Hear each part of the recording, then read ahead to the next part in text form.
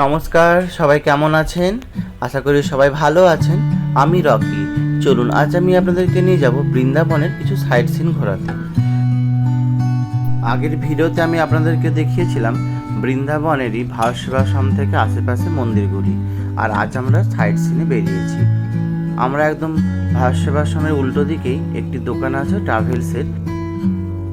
ট্রাভেলসের সাথে আমরা কথা বলি, আর ওনারা বলেন এখানে কিছু বড় বড় জায়গা আছে বৃন্দাবন মথুরাতে, ওইগুলি আমাদেরকে ঘোরাবে। 3500 টাকা আমাদের কাছে চাওয়া হয়েছিল, কিন্তু আমরা বার্গেনিং করে 3200 টাকা দিয়েছি। ওনারা রাজি হয়ে যায়, আর আমরাও সকাল সকাল বেরিয়ে পড়ি। প্রথমে আমরা যাই নন্দগাঁও ঘুরতে। এই হচ্ছে নন্দগাঁও। কি সুন্দর দেখুন, চারিদিকে ধান জমিতে ভর্তি, চারিদিকে যেন সবুজ একটি জায়গা, শান্ত পরিবেশ যেমন। আর যদি আপনি সকাল সকাল আসেন তাহলে অবশ্যই এখানে ময়ূর দেখতে পাবেন। আর আপনারা সবাই চেষ্টা করবেন যেন সকাল সকালই বেরোনোর, আর সাথে জল আর ছাতা যেন অবশ্যই থাকে।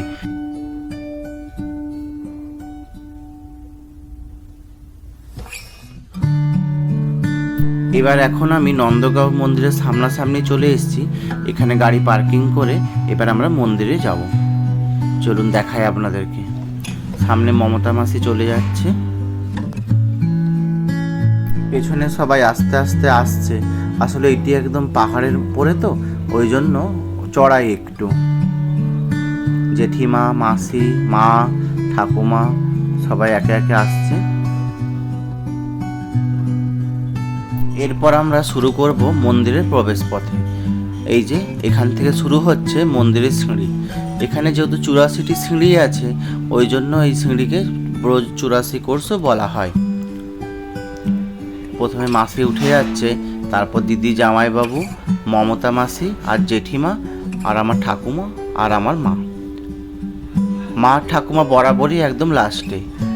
আসলে এইভাবে এতটা খাড়াই রাস্তা কোনোদিন তো সেইভাবে উঠেনি, তো এই জন্য হয়তো। আর আপনারা যদি সাথে বয়স্ক কাউকে আনেন, অবশ্যই ধীরে সুস্থে আসবেন।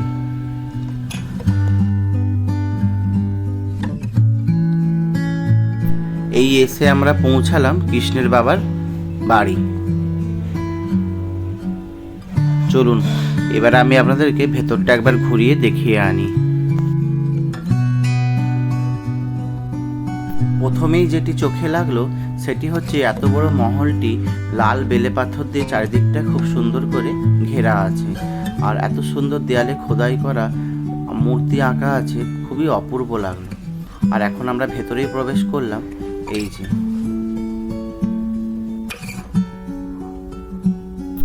এইখানে কৃষ্ণ বাল্যকালটা কাটিয়েছিলেন, তাই এই জায়গাটিকেও অনেকে বাল্যলীলা ভূমি বলে পরিচয় পাওয়া যায়।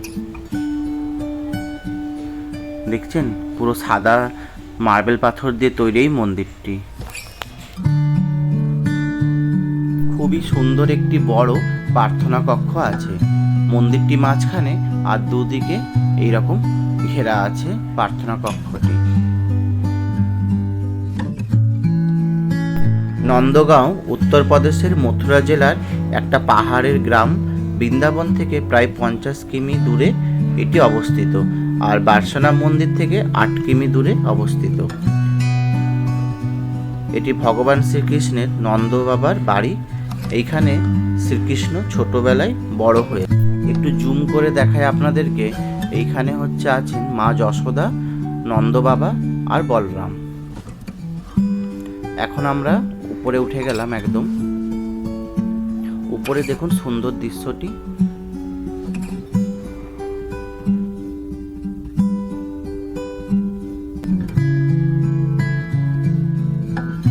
মন্দিরের এই উপরে উঠলেই পুরো নন্দগাঁও গ্রামটি দেখা যায়। পাহাড়ের এই সুন্দর দৃশ্য অপূর্ব একদম। বলা হয় এখানে শ্রীকৃষ্ণ প্রথম পা দিয়ে হেঁটেছিলেন। এই পাশেই আছেন পানসারি কুণ্ডু, যেখানে কৃষ্ণ পাতা দিয়ে জল খেতেন। কি সুন্দর দেখুন, সাদা মার্বেল পাথরের, অপূর্ব লাগছে। এখানে মন্দির খোলার সময় হচ্ছে সকাল 6টা থেকে দুপুর 12টা পর্যন্ত, আর বিকেলে 3টে থেকে রাত্রি 8টা পর্যন্ত। সত্যি ভগবান কৃষ্ণের বাড়িটি ঘুরে মনেই হচ্ছে যেন যশোদা মায়ের মমতা আর নন্দ বাবার ভালোবাসা আমরা অনুভব করতে পারলাম। চলুন এরপর আমি নিয়ে যাব প্রেম সরোবর ঘুরতে আপনাদেরকে। বৃন্দাবনের সবচেয়ে সুন্দর আর শান্ত জায়গার মধ্যে এটিও একটি, প্রেম সরোবর। প্রেম কথার অর্থ ভালোবাসা, আর সরোবর কথার অর্থ হলো পুকুর, অর্থাৎ ভালোবাসার পুকুরও বলা হয়। এইখানে রাধাকৃষ্ণ জলকেলি করতেন। এই সরোবরটি মথুরা রোডের একদম পাশে অবস্থিত। এখানে প্রায় 4000 বছর আগে কৃষ্ণ আর গোপীরা এখানে জলকেলি করতেন।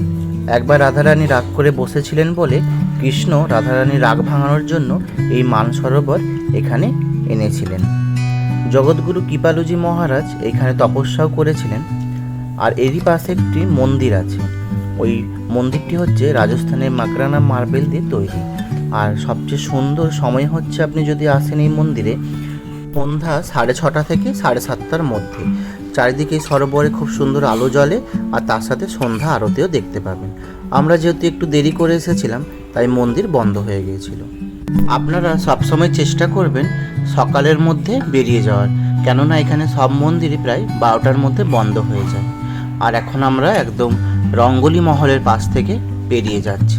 পুরো ভেতরটাই নাকি প্রেম মন্দিরের ধাঁচে তৈরি। আর যেহেতু 12টা বেজে গিয়েছিল, তাই এই মন্দিরটিও বন্ধ হয়ে গিয়েছিল। আর এরপরেই আমরা চলে যাব একদম বারসানা মন্দিরে। এটি হচ্ছে একদম বারসানা মন্দিরের ঢুকতেই প্রবেশ পথে যে বড় গেটটি। তখন প্রায় 12টা বাজে, আর এখনও মানুষের আনাগোনা এতটাই বেশি ছিল যে মন্দিরটাও কিছুক্ষণ খোলা রাখা ছিল। আমরা তাড়াতাড়ি করে সামনের দিকে আরোটা এগিয়ে গেলাম, যেহেতু আমাদের পার্কিংটা ছিল অনেকটাই দূরে। ওখান থেকে 10 মিনিট পুরো পায়ে হেঁটে আসতে হবে, তারপরে একদম মন্দিরের প্রথম রাস্তাটি আমরা দেখতে পাবো। কি সুন্দর করে লেখাটা, মেরা পেয়ারে বারসানা। সত্যি, চলুন সামনের দিকে এবার আমি নিয়ে যাই আপনাদেরকে।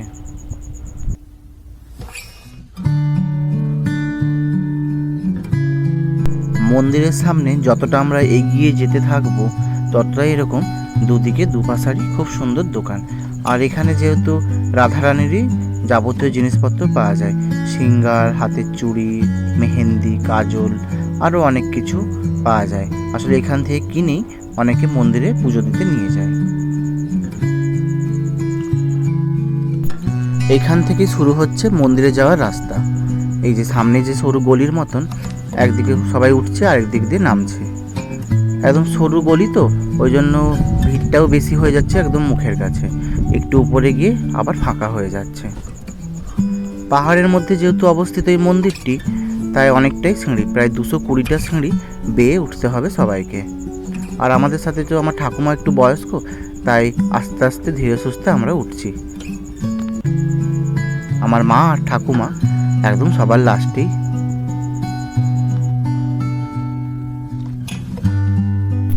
এইখানেও হনুমানের উপদ্রবটা একটু বেশি। আপনি মোবাইল, চশমা, খাবার কোনো কিছু যদি সাথে করে নিয়ে যান, তাহলে খুব দেখে শুনে নিয়ে যাবেন। হনুমান সামনের দিকে থাকলেই ওরা গাড়ি নিয়ে চলে যাচ্ছে। পুরোটাই যেহেতু জঙ্গল চারিদিকটা, এই যে দেখুন, ইনি গন্ডি কেটে কেটে মন্দিরের উপরে উঠছেন।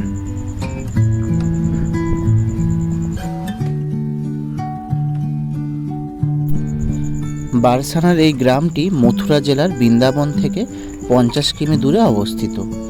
বারসানাকে ব্রজের মুকুটও বলা হয়। বারসানার এই ভবানগড় পাহাড়ে কোলে কীর্তি মন্দিরও আছে। এখানে বৈশাখ মাসের শুক্লপক্ষের অষ্টমী তিথিতে দুপুর 12টার সময় রাধারানীর জন্ম খুব সুন্দরভাবে পালন করা হয়। আপনারা তো প্রত্যেকেই জানেন, রাধারানীর বাবার নাম বৃষভানু মহারাজ ও মায়ের নাম কৃতিদা দেবী।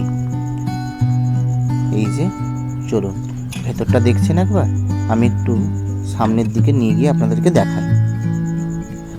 এখানে রাধারানীর কৃষ্ণের ও যুগল মূর্তিও আছে। এখানে রাধারানীকেই যেহেতু প্রধান রূপে পুজো করা হয়। এইখানে লাডলি লাল মন্দির, মান মন্দির, প্রিয়াকুণ্ডু সব এখানেই আছে আশেপাশে। আর এখানে মন্দিরে সকাল 5টা থেকে দুপুর 12টা পর্যন্ত মন্দিরটি খোলা থাকে, আবার বিকেলবেলায় 4টা থেকে 9টা পর্যন্ত খোলা থাকে।